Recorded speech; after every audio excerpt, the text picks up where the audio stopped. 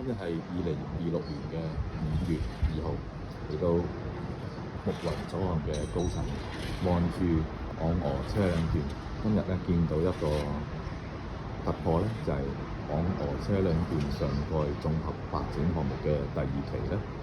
真係見到有開工嘅跡象啦！我手指見到呢度，見到大家見到一個啡綠色嘅地方，其實呢個就係一個佢個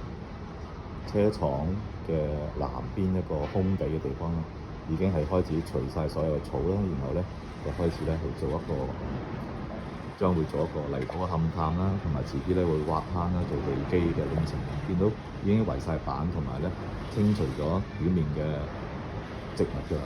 草啊、樹啊都斬晒㗎啦。咁所以見到咧係一個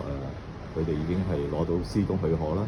同埋咧係有開工嘅跡象，咁所以呢個昂鵝車輛段嘅綜合發展項目咧係真係會落實嘅，亦都係喺今年嘅年中開始咧係會係真係加快咧去見到有進度俾大家見到。今日講到呢度啦。